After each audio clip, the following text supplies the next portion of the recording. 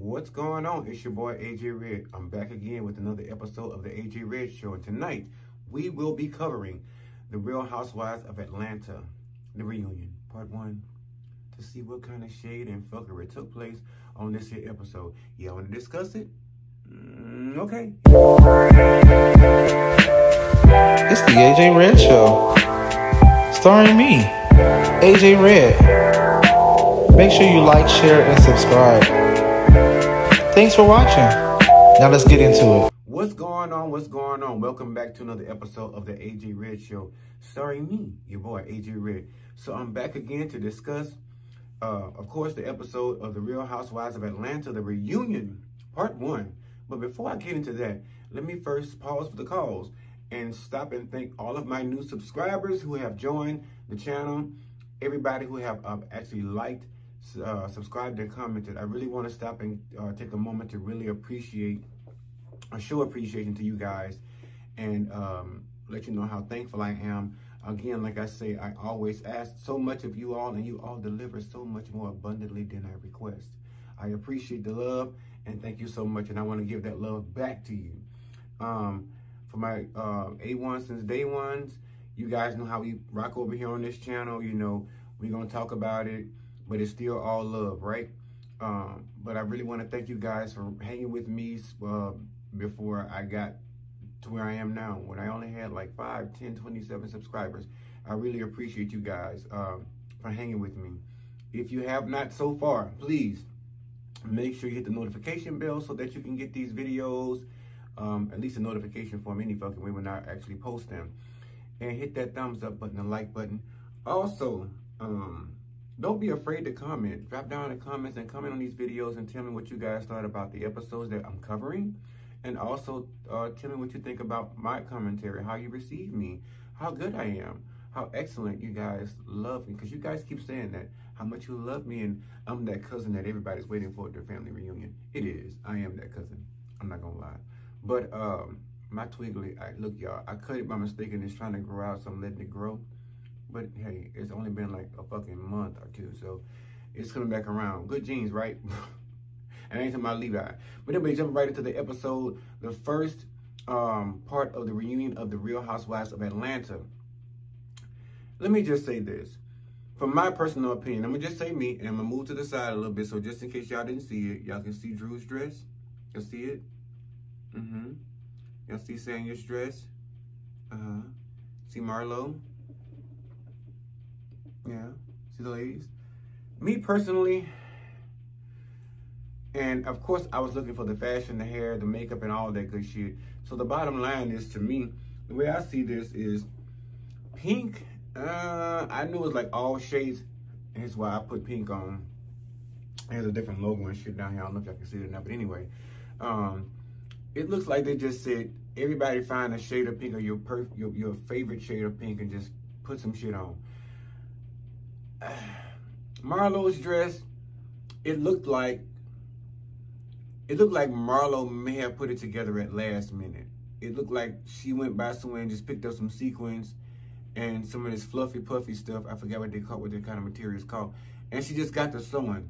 She just lit a cigarette, sat up all night, and she was just, you know, toiling and sewing and, you know, and drawing and putting together, you know, patterns and shit like that, and just, you know, putting just.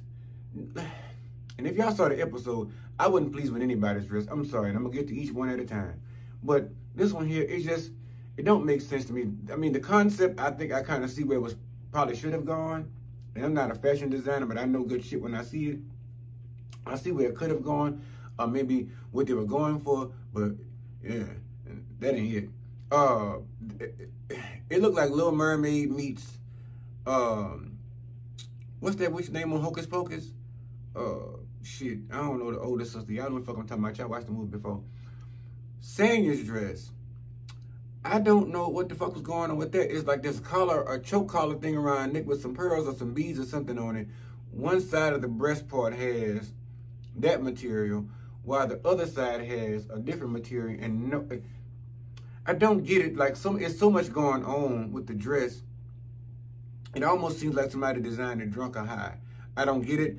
And no disrespect to the designer, but I mean, everybody has their own taste. I'm just saying what the fuck, seeing what you see. I'm just saying what the fuck I see. And I see some ugly dresses looking at me. This one with Drew, I mean, it seemed like it could have gone somewhere. Again, I seen the concept where it could have gone. It seemed to be one of the better ones of the group, honestly. And it's at least it's in one motherfucking material. At least it ain't got like 50 different things going on. Not the little thing going up over the tits. It seems to be, you know, it's of character. It seems to be something that would have been done before or has already been done on the show. And I'm just going one by one. But I mean, so far, Drew's kind of winning with the dress when it comes to my opinion. Fuck what y'all say. But drop down in the comments and let me know what y'all think about these outfits they got on. Sheree, and I think this picture does these outfits more justice.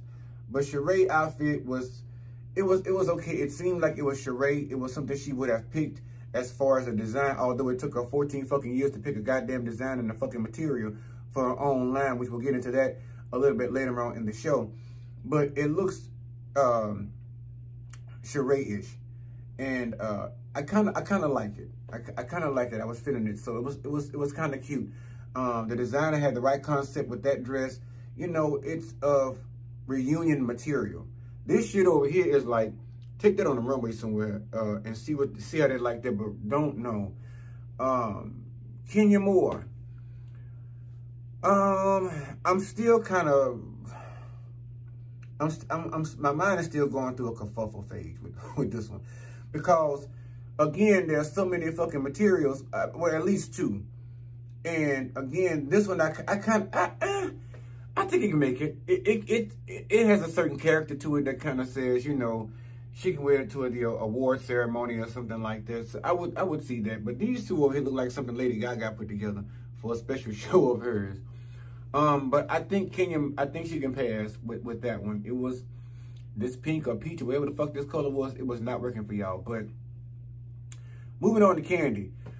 Candy's dress says Candy. I just fucking hated that crushed velvet they used. It looked like crushed velvet material. Now, drop down in the comments if I'm wrong. Like I say, I'm not no stylist as far as no fashion design, no shit like that. But I'm just saying what I see. And it looks like crushed velvet. Probably expensive crushed velvet, but I didn't like that material on her dress. I wish they could have found something, went along with something else. The design on the front, I don't know if it's rhinestones or whatever it is. It's rather cute. I can rock with the design. It's pretty cute. I love that. The cleavage, it falls perfectly for Candy. It says Candy all day. I mean, like I said, the entire dress, the entire gown says Candy. It's just that fucking material I cannot get past. So, drop down in the comments. Let me know what y'all thought about them outfits they had on those gowns. And, hey, let's make it a game. Who had the worst dress? Okay, who had the worst? Comment down and drop down in the comments and let me know who had the #1 worst dress. I'm not. And who had the #1 best dress? I want to hear y'all's comments and y'all thoughts about that. So drop down in the comments for me and let me know what y'all thought about that. So out the gate, Andy Cohen comes in with the hot ass mess, you know, talking and throwing shade at Sheree about, you know, how she finally got her line off the ground after 14 years and how everybody was proud of her, including him, and how he shed a tear. He's like, no, bitch. She's like, oh. He's like, no, I really shed a tear and all this different shit. No, you were being shady as fuck, Andy. They played this little game that was called, and I'm sorry, I'm scratching my wig. They played this little game called Who's the New Bone Collector? And the toss was up between Sheree, Sanya, and Drew. And let me just say, wiggity. Let me just say the shit was kind of wild, because they was really going back and forth, and kind of for the moment I kind of thought that Kenya would be the one to be the new bone collector, but after Sheree announced that she was denouncing her throne and she was handing it over to somebody else, well shit, Sanya came in, seemed like she wanted to be the new bone carrier, carrying on all kind of mess, different shit that was going, because in the beginning, you know, if you think about it, she and Drew started out really friendly and the best of friends when it came to this beginning of this season. But somehow they took a turn for the worse. And I really want to say, Drew really had a really fucked up part in playing, you know, the turn of the worst events with the two of them. But Sanya also had a bad she had a real dirty stain, like Fred Simmons said, she had an ugly stain on her when it came to that same shit, because she played a very viable part in why their friendship is no longer, I guess, together, and you know why they don't really fuck with each other anymore. Excuse me. But the bottom line of it is, Sanya was doing so much niggas around over here, talking about Drew, talking about Sheree, talking about Kenya, talking about Candy. The only motherfucker she really didn't talk about was Lord, trash, Marlo. That was the only person she really didn't talk about in a negative light too much. She might have threw a couple of, you know, little light pieces of shade at Marlo during the season, but she never really got into Marlo's shit, especially when everybody else was not siding with Marlo when it came to putting those boys out and sending them over to Crystal's house. So, again, little game with this shit. Y'all drop down in the comments and let me know who y'all think the new Bone Collector is. Is it still Sheree? Is it now Sanya? Or is it Drew? Drop down in the comments and let me know what y'all think about that one. Sheree did her fashion show. She put the line out there. She told all us the shit was ready to go and be launched and all this shit. As we saw Kenya Moore say she plays no motherfucking game. She might have missed out on Walmart, but she got the next best thing. She got CVS on the motherfucking line. And she told me, hey, look at him. I got some hair care products I need to put up in y'all stores real quick for the one time. I'm a famous bitch. You know, I got the pool, and I'm pretty sure I can turn the revenue. So is y'all interested? Can y'all fuck with a bitch for the one time? And apparently it worked. And let's not forget, Kenya had some trials and a few bumps in the road as well through this season, trying to get her hair care line off the ground and into stores. And she had kind of what seemed to be minor things going on, but turned out to be major things, such as packaging, labeling, and things like that. They seem to have been minor to us, but I'm pretty sure when you're doing a business and you're having to produce in a mass volume, I'm pretty sure it's a little more strategic. There's a little bit more intricacies to, you know, how to get that done. And you want to get the right person for it, because you're going into stores like CVS. These are well-known stores who have been around since shit the 18th century or at least the early 1900s. And you definitely don't want to fuck up your name when it comes to that. They've been around before Walmart, you know? So she pulled it together with all the trials that she had throughout this episode, all the mess and all the fuckery, and she still managed to pull that line together and get it in CVS and get that ribbon cut. And those ladies were right there with her to share in that beautiful moment. But Sheree, on the other hand, she says, it took 14 years to get the goddamn family. It took 14 years to get the motherfucking show on the road. It took 14 years to get the stuff from Alaska, which I now think she was just BSing us around just to kind of give us like the wow factor when it did hit. So that kind of made sense, the effect. I got that. But at the end of the day, now she's still sitting around saying that She by Sheree would be online for sale and up and running by the season premiere. Now, I personally have not gone yet to check, but between this video and the next part 2, I'm going to check online to see if She by Sheree is actually up and running and for sale. And if it is, honestly, I just may buy something. Honestly, then again, I probably won't, because right now she going through some shit because, you know, unless y'all not heard that Shein and Amazon is probably suing her, allegedly, because they're saying that she stole ideas and patterns of theirs. And y'all, when I looked at the pictures and some of the patterns and the ideas and the jumpsuits for men and the jumpsuits for women, I was like, damn, Sheree, I guess she say, fuck it, it had to be done one way or another. She was not going to, you know, face another shame, another falter at the altar when it comes to this goddamn fashion show. And she said, by any means necessary, even if that means copyrighting somebody else's shit. Now, I'm not saying that's what she did. I'm not saying that's what's proving it. But if you go back and look at them pictures, and I keep saying I'm going to post them pictures, but I'm going to start putting pictures up in here. I have so much to do. I'll be moving too goddamn fast. I got to slow it down and put the perfection up in that thing. So I'm going to do that for y'all. But anyway, I'm going to drop them pictures up in there. Y'all let me know and let me know if y'all see any differences, any similarities. But I've talked to plenty of people and they see plenty of similarities. And you cannot even be wearing, you can be wearing fucking glasses and not have them holes on. You can still see there's a big shit, not difference. A big, fuck, what's the word? Now I got tongue-tied.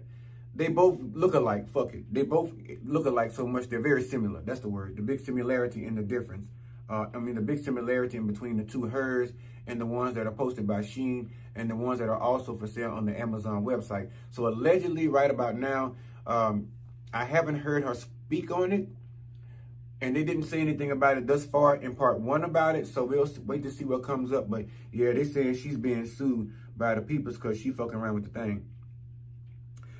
Also, Sheree's up on that, and you know, don't get me wrong, she was ragging Drew about Drop It With Drew. She was like, at least She by Sheree's actually my company, at least it's getting launched, and this and that and the third, you know, boasting about it, which y'all always feel good about your accomplishments. If nobody else celebrates your shit, celebrate your shit. If nobody else celebrates you, celebrate you. And in this moment, I got to ride with her on that one. Celebrate yourself, sis. All of y'all, celebrate yourself at all times. Y'all too. From the moment you wake up in the motherfucking morning, celebrate yourself. In some kind of way, if you just give yourself an extra $10 Starbucks coffee, you know, or some shit like that, or a nice good muffin or cupcake that's expensive and nice, but you know you like it from the good place, treat yourself. You deserve the good shit in life. Ain't nobody work harder for it than you. So why not? Just watch your budget. Don't go around there and listen to me and go fuck around there and be buying Fendi and Gucci and shit down there to the coast on you, and you sitting around there hugging all your shit in the dark. I'm not responsible for that. I claim no party to that. I'm telling you, treat yourself, but don't go around there and fuck around and go to the outlet or to the Coach store and buy so much shit, and then, you know, energy come around there and say this bill doing. Now you got your 10-day notice and you got to wait till the next paycheck. You know, and they done shut your shit off. Now you up there in the dark and the ceiling fan done stop spinning, and you up there with candles at night hugging all your shit smelling fresh leather. You keep smelling fresh leather, but you gonna see that shit in the dark until you pay that light bill. But no, treat yourself. Always take care of yourself first.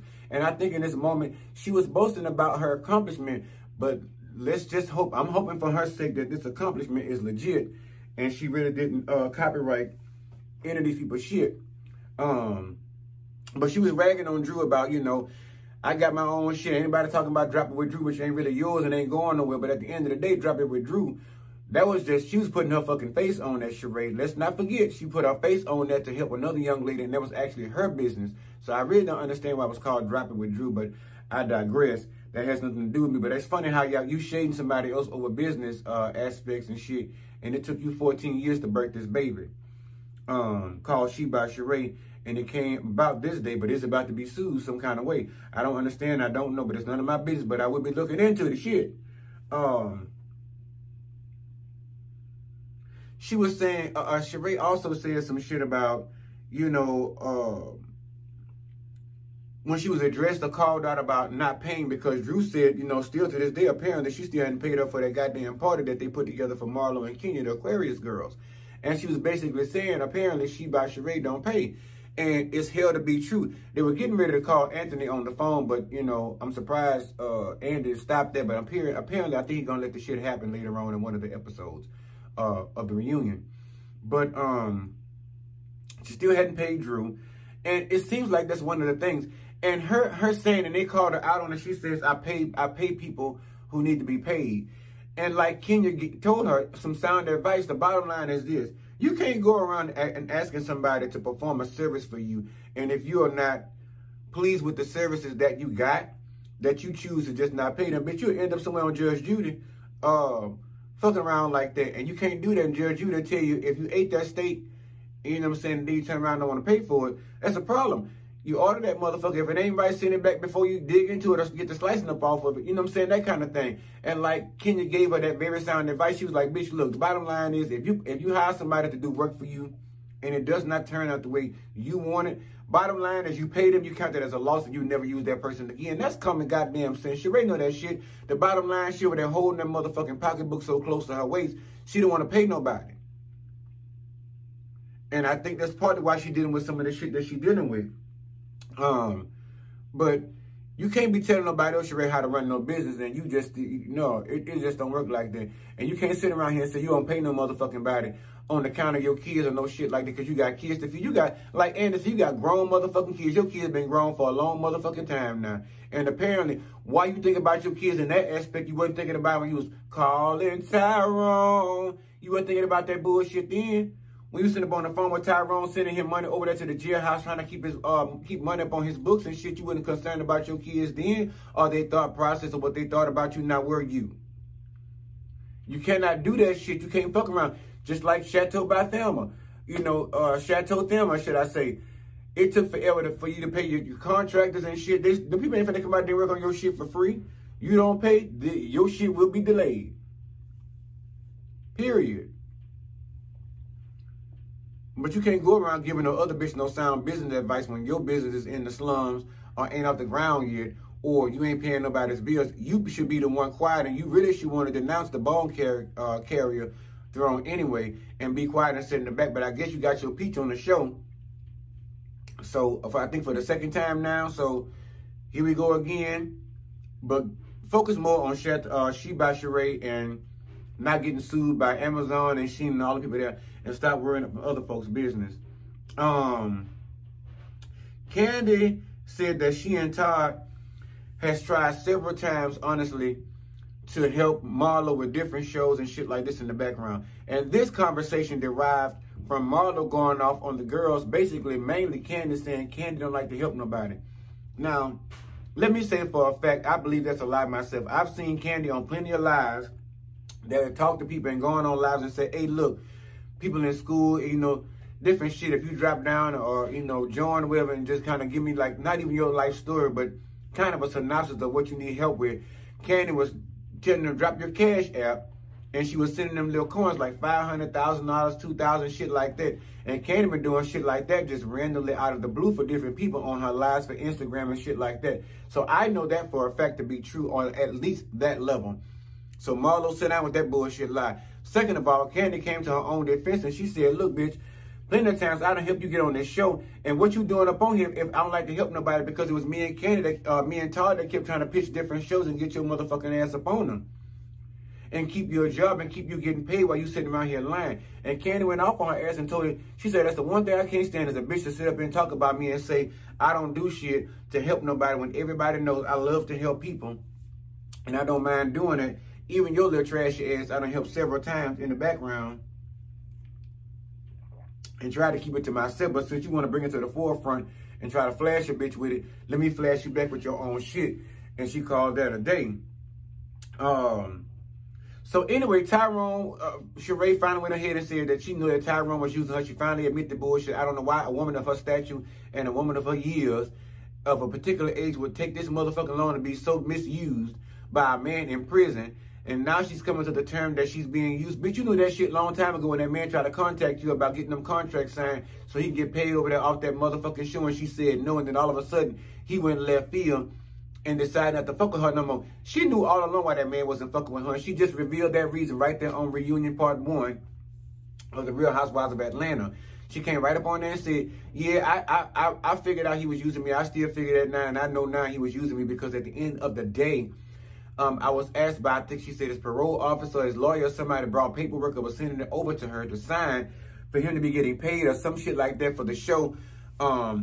I guess on her behalf for making appearances and different stuff like that. And she refused to sign the paperwork. And that's when he flipped the script on her ass and stopped calling her as much, stopped hanging out or whatever. He stopped fucking with her. So bottom line is she knew right then that man was using her. She just didn't want to admit that shit. So it had to sink into her 60-something-year-old mind to help her figure that shit out. She ain't had that much of no motherfucking Alzheimer's. She knew what the fuck was going on. She was just running behind that fucking man for no fucking reason, just to have a little something. Having a piece of man ain't better than having nothing at all. That's bullshit. And she knew it, especially in a case like that. She was also, and I'm just saying this because I'm more so on Sheree because that's where the fuck they hung out at on the episode. Don't ask me why. That's what they was harping on. And so they asked her about her new relationship with Martell Holt over there from Marriage to Huntsville. She said it was a really nice guy. She would have thought from seeing all the comments and all the shit that was going on with the show that she would have never decided to date a man of his stature or anything that he had going on. But beneath the scenes and beneath it all, she said it was a really nice man. She really liked him. She really appreciated him. She said that he was not her boyfriend because Andy was like, what about your new boyfriend, da-da-da. She was like, whoever said he was my boyfriend, we just dating, da-da-da-da-da. So she wouldn't let that cat out the bag. So I don't know about the relationship between the two of them. I really don't give two shits about it because 9 times out of 10, it's only like she said, she's talking about she's good clickbait and all this other bullshit while she's coming at Candy about talking about her on her podcast and all this different stuff. I already talked about Sandy and Drew being close and how they went left on each other and no longer really fucking around with one another on the show. Marlo seemed to have gotten very emotional when they asked her about her mom being on the show and you know, asked her how she felt about her being around. And she said that she felt really good. She had a good time with her mom. She loved the fact that she was around. It was nothing like her mom. She would love to call upon her mom when she had different things going on. And when she just, you know, sometimes you just need your mama, period. That's just everybody. And she said sometimes she's in that mood, but she can't call on her mom because she's not reliable and she's not trustworthy of, you know, coming through like she's supposed to and seeing about her kids or checking up on her or being genuine about her feelings about checking up on her. I'm sitting there fucking with my hair and struggling trying to get this shit at the same time. But anyway, the show must go on. But she said they had a really good visit. She said her mom visited with the boys. You know, her mom had a good time with the boys and different stuff like that. And it was a really heartfelt visit. But she said it didn't turn out too much better than the last time before. Her mom went off on the same bullshit. Back out there in the streets. Back out there on the drugs. You know, not communicating and shit like that. Checking in and saying that she at least on the land of the living. She also stated that she mentioned about her journey throughout her years of foster care. She was saying how she went to you know, she ran away from home at the age of 10 and went with this African or Nigerian family. They kept her for a while and then they began to dislike her for some reason, one or another. And then they said when she went down and reported some shit about they didn't like her or treat her right, they put her out and told her she had to go. And then all of a sudden she was with this nice family or a school teacher that had a daughter. But the school teacher came home one day and told her that, you know, she had to go. And she really liked this home. And she thought it was going to be her forever home. But the teacher asked her to leave because her daughter felt like she wasn't getting enough love and attention from her mom. Which, again, I think was fucked up. But again, I think also that should have related in her mind as to what she did with those boys, sending them away, as I said before. Marlo has enough bank to have had counseling throughout all this time for all this bullshit and hurt she done dealt with her mom. She should have been in counseling day one she got a check. She chose not to do that. She wanted to go with fashion and Fendi. But at this point, I think now it's dawning on her. And the other ladies were feeling they were feeling very emotional for her. They were shedding tears and shit like that. And I almost got emotional because I guess I was understanding where she was coming from, thinking at some point she was going to be loved, at least outside of her home, if not by her own blood relatives and her own biological mother. But even getting outside to these different places, she still had to compete. And she said that she was always feeling less than on this platform. And that's why she fought so hard to make herself relevant, because all of the other ladies were Grammy Award-winning artists, Miss USA and brand or whatever, and an actress and a track star. She's like, it's kind of hard fighting up against you all to keep my own stature and my tenure as especially getting my first peach on this show, to keep that peach. And not only that, but it means more to me to be relevant as a person, to be, I guess, acknowledged and not be looked down the nose at, to say, I know all of you all are more than me, but I just want to be as equal and feel as equal and be treated equally as you all are on this platform with all of your accolades. And so she put on tears and cried about that. The ladies cried with her. It was a good heartfelt moment. I was kind of saying, okay, well, I guess it's going to end on this and they're going to, you know, we're going to come back, da-da-da-da-da. Shit, somewhere along the way, when she started talking about Kenya and asking Kenya shit, and she was trying to figure out why they went left, and Kenya was like, because you two-faced and all this different shit. Kenya was like, fuck all that. I hear what you said. I dealt with that shit too, and bitch, you teased me about it, so fuck you and what you going through. The bottom line is, clean your shit up like you told me to clean my shit up. I don't like how you dissed me. I don't like how you dealt with me. I don't like how you fucked over me. I don't like how you talked about me. And I personally thought that once Candy heard how Marlo talked about how she had to use cooch, and all the men had done screwed and fucked and all this different shit, and she sucking dick in locker rooms. I thought when she heard that from Sharia and all them, I thought she really was going to go out then, but she laughed the shit off, didn't even give a fuck. But the bottom line is, I felt what Kenya was saying about Sheree, get in line with that bullshit. You a grown-ass woman. Yes, we all have struggles, but you have the means and the necessity, the means and the necessities, or whatever the fuck you want to call it, to go down there and get you a nice little counselor and go down there and see them every week, if not 2-3 times a week, you on them boards and get this motherfucking shit resolved. It may not ever go away, but you'll probably feel better about yourself. And you should be one of the ladies on the platform that has the biggest fucking boost of morale out of everybody. Loud as spoken, you know, quiet as kept, shit. But at the end of the day, Kenya was like, fuck all that. She wouldn't worry about none of that shit. She was fine back at her ass anyway. Kenya say, fuck that. I'm locked and loaded. I'm cocked like a 9, bitch. And I'm ready to smoke any bitch on this stage that's ready to fuck with me. Now what? I don't give a fuck about you crying. Cry all you want to. Because I know pretty soon when them tears dry, bitch, you coming back at me 7-fold, double barrel. And so I'm just going to keep aim. And, bitch, I'm going to keep buckshotting that ass till you fall, bitch, before you come at me first. And I guess that's the name of the game with these ladies on here. So I don't know. It was given, this episode, the first reunion was giving a little something, not giving a whole lot. They were keeping it very subtle. They got, you know, attitudes and shit got to flaring. They got into a couple of arguments, but they flared down and died out very quickly. But I guarantee you by second, third, fourth, fifth, whatever the fuck, however many they're going to do this time around, I don't know. It's going to get very heated, I guarantee you.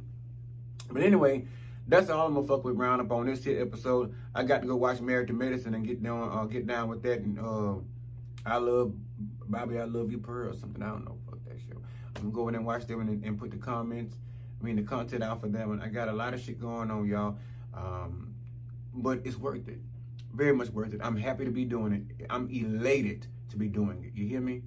It's one of the best parts of my day to get up on here and talk to y'all and look at y'all comments and stuff, because y'all be cutting up. But yeah, that's all I got for this. For you new subscribers, or if you're new to the channel, please go ahead now and hit the notification bell so that you'll get these notifications when these videos upload. Also, hit the thumbs up button. That's a like button. Also, share these videos with somebody. I guarantee you, just as fun as you find these motherfuckers to be, somebody else will do the same. Send these videos to somebody. Share them. Yes. Share with somebody you know. Share with somebody you don't know. Share with a motherfucker you like. Hell, share with a motherfucker you don't like. Because if you don't like them, they don't like you, then 9 times out of 10, I'm Moni in the middle. They'll like me. I guarantee it. So share. Share with your friend. Share with your friend. And also, before I get out of here, I always want to let you guys know, make sure you love yourself. Love yourself under every circumstance. Like I said earlier in the video, treat yourself better than you treat anybody else. And if you choose to love somebody, make sure they're willing to treat you the same way, and that they have the same vibe upon themselves or treating themselves just as good, so they don't always expect that of you. You want to give it to them. Y'all want to have that equal give and take, ebb and flow. So y'all both got to come in on good high vibrations. Good vibrations. Yes. All right. So until the next video, y'all fuck with it. Drop down in the comments and tell me what y'all think. Y'all take care of yourself. All right.